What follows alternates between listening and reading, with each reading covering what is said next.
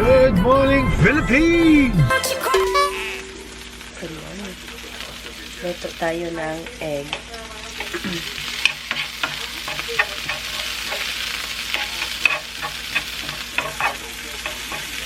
Masarap ito guys pag i-brown ito.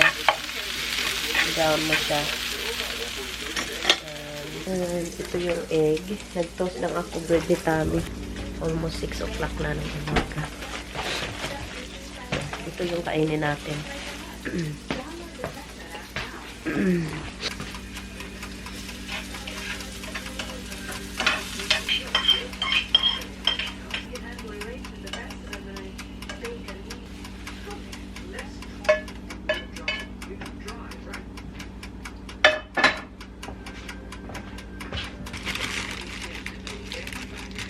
Magtrabaho daw yung asawa ko. Kahit sobrang sakit yung naramdaman. Tigas ng ulo.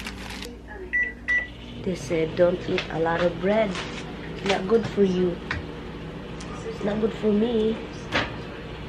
Good for my stomach. Good morning. Binalik ko lang to kagabi guys kasi ito nakapajama pas ilalim pero ginaw kasi every time na papalabasin ko yung aso doon. Ang ginaw. Grabe. Anyway, katatawag ko lang sa family ko and si Tami naliligo. Magre-ready lang ako. Aga pa man, ano ko lang si Tami yung kailangan pumunta sa bangko, kukunin yung cigarette, ano niya, yung, ano, hindi cigarette, kukunin yung ano niya, yung prescription kasi pumunta kami sa CVS yung lumabas siya. And then, merong isang prescription na dapat kukunin kahapon. Hindi namin nakuha kasi masakit yung pakiramdam niya. At ngayon, hindi pa rin siya okay, guys. Yung sakit niya, iwan ko, sabi ko, yung naramdaman niya, guys. As in, nakakaawa naman, guys. Magtrabaho, and then, limping-limping kasi masakit yung ano niya dito. Buong, ano niya, lahat. Basta, alam niyo naman yun kapag may sakit. Mas malala pa yung naramdaman niya kaysa dysmenorrhea. Alam nyo naman, pag dysmenorrhea, gusto lang natin, nakaganon lang tayo doon. Kumain kami, nakapaghugas na ako ng pinggan, meron pang isa dito pala. Meron pang isa kasi, di ba, nagpa-fry ako ng gulay. Grabe, umitim talaga guys. O, hindi makuha. Iwan ko na lang. Hindi makukuha. Kailangan ko ng SOS. I think meron si Taming SOS dito, pero mamaya na yan. At maglalaba ako yung mga damit ni Tami. Yep. And maglilinis ako sa bathroom dito sa baba. And ang gagawin ko din is mag-ano ako sa mga cabinet. Yeah, Hala, ang ganda pala sa labas. Ang ganda sa labas. Maganda pala yung ano ngayon. Tingnan nyo si Roxy. Time check, it is 10:35 na. And nag-ano lang ako ng watermelon.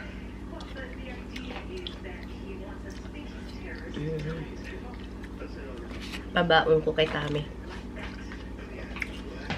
Hindi pa ako tapos naglilinis sa CR ni Biyenan kasi sobrang dumi and kailangan ko ng gloves. Matagal na yan hindi nalinis. So, nakakahiya naman kapag may mga tao dito. Kasi alam niyo naman yung asawa ko, lalaki. Lalaki talaga, hindi babae. Lalaki yan. And walang time sa sarili, walang time sa akin, walang time maglilinis. So, ako na lang. Alam niyo naman, wala ako dito matagal. So, sobra. Punta lang ako mamaya sa tindahan din para bibili ng gloves. Kasi magagamit yan dito kapag maglilinis. So, bili na lang ako ng gloves. So, guys, he's going to work anyway. And he put something here.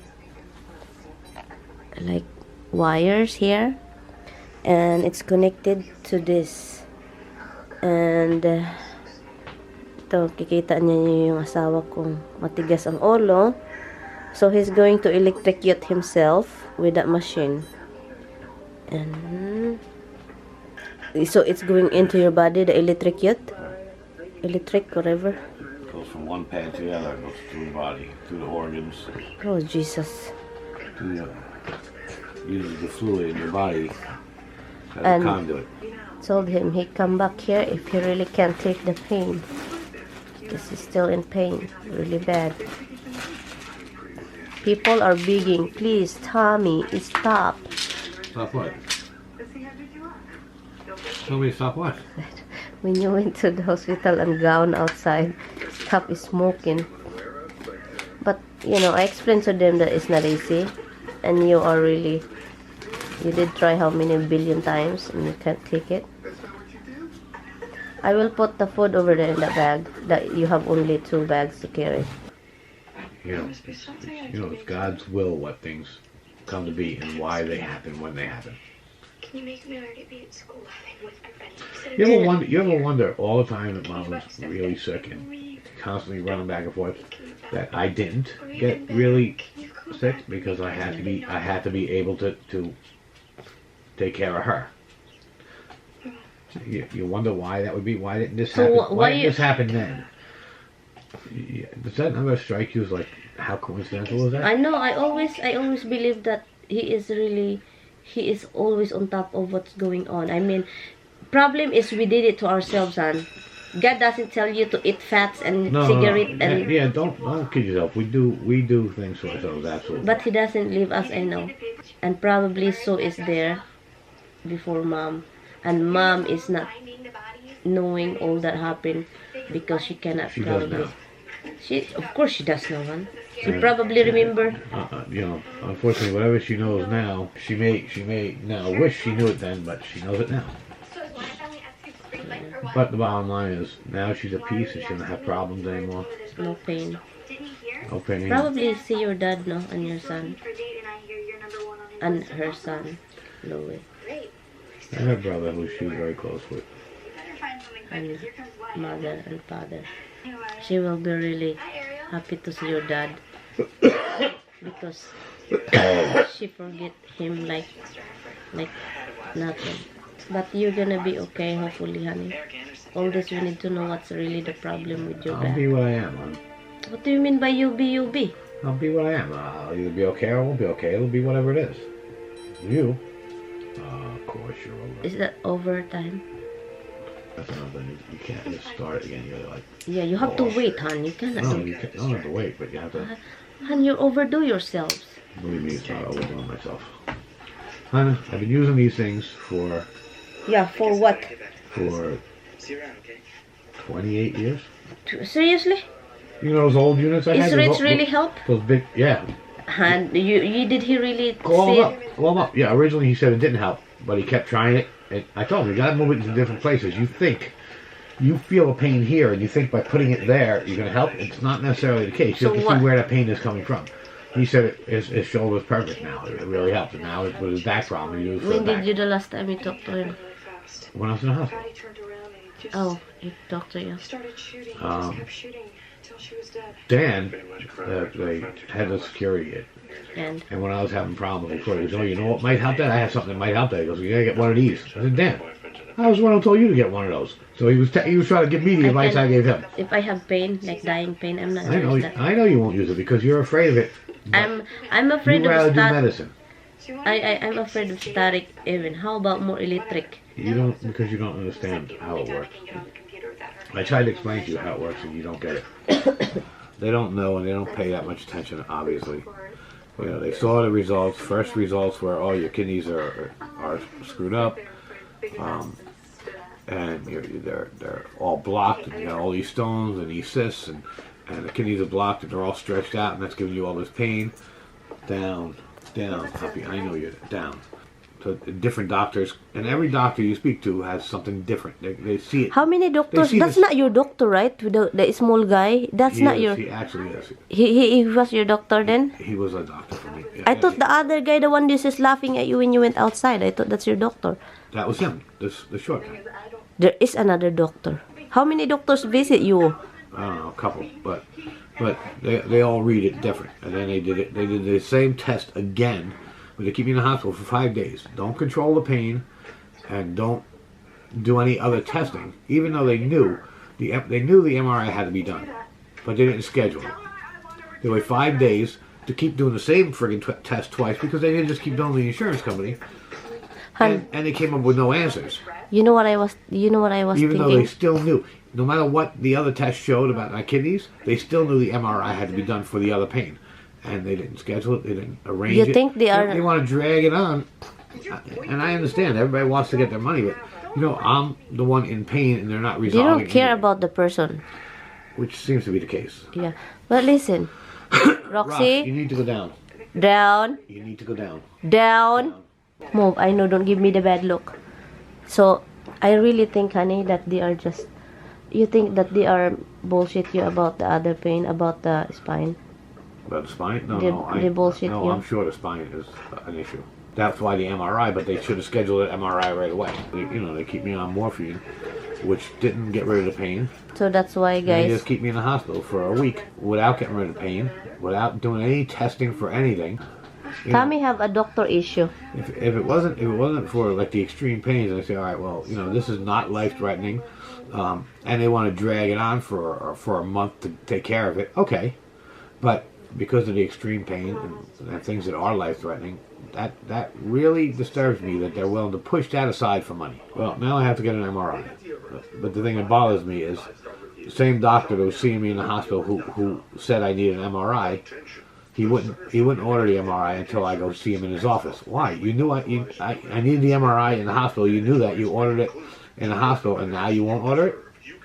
And they couldn't see me in his office till Monday. So now I gotta wait 5 days before he can see me in his office, and then he orders the MRI, and then you gotta wait 5 days for the insurance company to sit there and decide whether or not they're gonna approve it. Anyway, guys, this is a freaking ridiculous. That's why it's better to eat gulay. It's better to eat vegetable and drink coconut juice. Prevent kidney stone, prevent everything. Nothing prevents everything. Yes, hon, kidney, coconut juice. Maybe. It's good for you. Alis na Stami, guys. Trabaho daw siya. Hopefully, hindi ko na nakita na nagganon-ganon yung mukha niya. Sana continue yung naramdaman niya na walang ano. Kasi kanina talaga, every time na dumagalaw, umuungol. Sana nakatulong yung nilagay niya na ano. And after this one, I'm going to run to the store. I will get dressed. And I'm going to run to the store quick. Okay? And I'm gonna get more bell pepper also for to eat when you get home, and string beans. Do you want me to recook the chicken? Sabi pa niya, chicken is walang lasa. Walang lasa talaga kasi walang asin.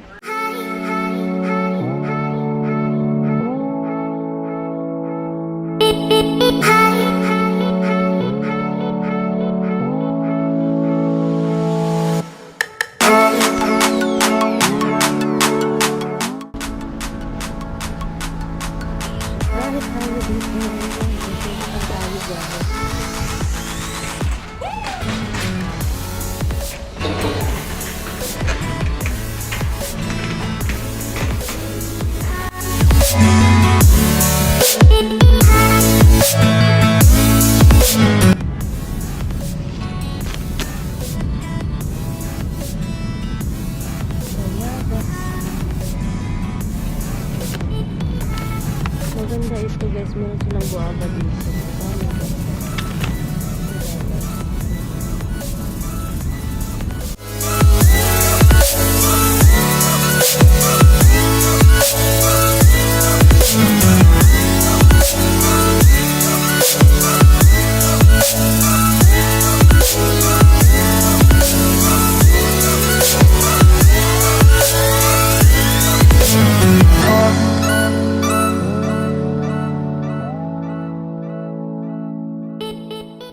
So ngayon, let's go.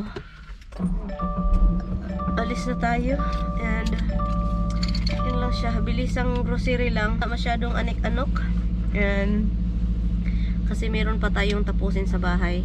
Linis-linis.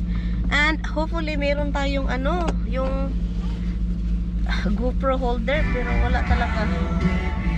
Hello! Tayo-tayo na lang dito, guys. May nagtanong pala. Hala. So, about sa ano. Bumalik ka sa ano, sa bahay ni Biyenan.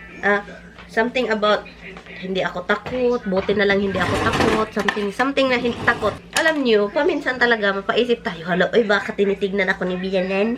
Ganon. Pero, pabibi ba Biyenan? Pero, hindi naman, ano lang, gusto ko lang merong light para sure. Alam nyo, I will see something. The other night, itong si Misty, yung door kasi sa bedroom namin ni Tami, may cat door siya para sa pusa sa ilalim. So, itong si Misty, nakahiga katabi ko. And then, ang nangyari, si Misty nakatingin doon sa hallway, sa taas. And then, ang si Misty, grabe, na-excited, guys, 3 o'clock in the morning. Sabi ni Misty, sa Tami, andun pa sa hospital that time. Yung parang sobrang excited. Sabi ko, baka may nakitang shadow. Natulog ako, guys, piyong ako, balik, piyong. Pero, hindi naman ako takot. Kung hindi to si Biyenan, kung anong gusto niya sabihin mo na. Sabihin mo na. Huwag mo nang patagalin. Hindi, guys. Ang naisip ko, baka may nakitang shadow, or baka, may nakita yung aso. Kaya gumaganon. Baka yung dada niya, sa tingin niya, baka si Tami. Pero, yan lang. Sinabi ko kay Tami, sabi ko, baka andun yung ina mo, or baka may nakitang iba. Sabi pa ni Tami, ano daw, itong bahay na to, kung meron man daw mga ghost or something na bumabalik, madami daw. Sabi hindi lang daw si Biyenan, madami daw sila. Naloka ako sa madami kasi natakot tuloy ako. Kasi alam nyo naman, andito yon, dito namatay yung ama. Si Biyenan hindi dito namatay, pero alam nyo na, at saka yung anak din, taga dito, yung anak kapatid na babae, yung kamamatay lang din, si Biyenan, yung ama nila, 4 sila, plus yung previous owner pa dito. Sabihin ko sa inyo, guys, natakot ba kayo, guys?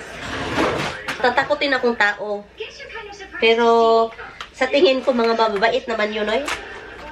Hindi naman, kung meron mang tumatakot sa akin, gustong takutin ako, is yung kapatid yung babae. Yung panganay nila. Kung takutin man nila ako, yun yung manakot sa akin. Hindi yung iba. Hindi kami magkasundo nun. Yung panganay nila.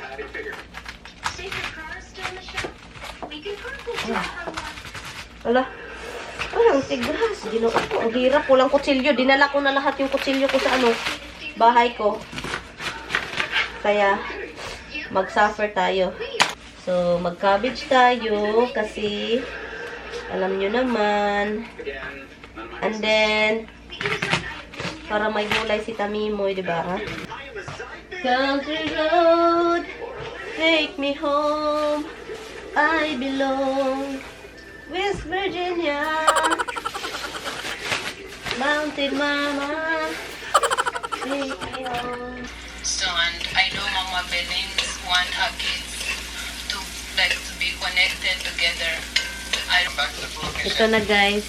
Nanonood ako sa taga-Uganda at saka yung Yes. And wait for that time to come. So guys, nilagay na natin si cabbage.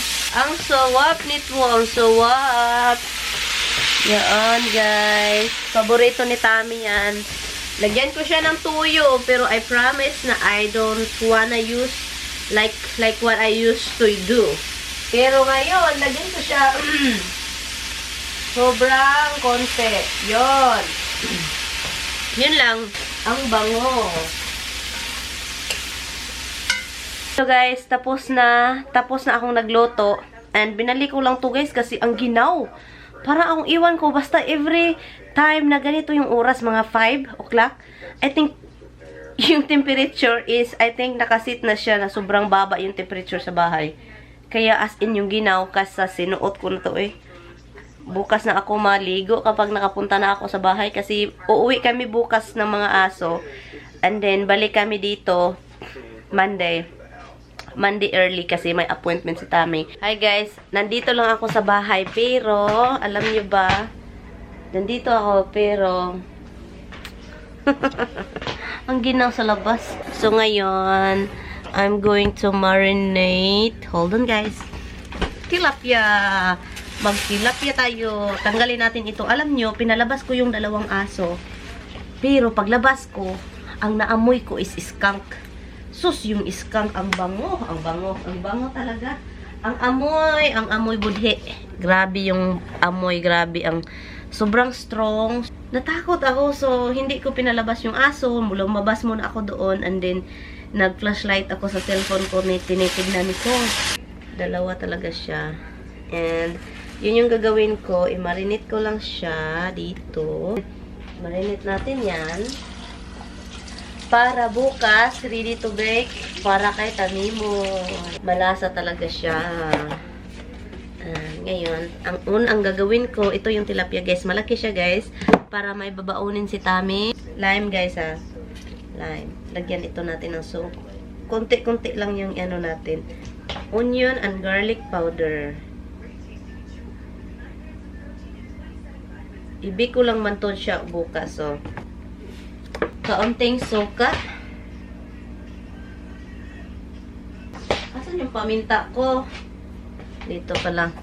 Time check, it is 7:50 na ng gabi. And kaya minarinate ko to para bukas dire-diretso tayo. And natin, then ibalik sa refrigerator. So, yun yung gawin ko. Matulog lang ako. Punta lang ako sa bedroom. Pahinga. Ganyan. And then, pagkatapos nyan, hintayin natin si Tami. Mga 10 o'clock daw at out siya. So, yun. Anyway, guys. Kita-kits mamaya pag andito na siya, baby ko. Hi, guys. Andito na si Tami. Look.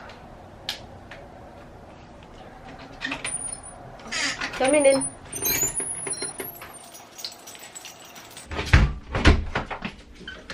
10 something now. What time is it? 20, almost 11. Here is. Anyway, guys. Yup, dito na siya. Hindi siya kumain. You want to eat something? Okay, guys. I will see it. So, natulog na kasi ako. And then, tulog na. See you tomorrow, guys.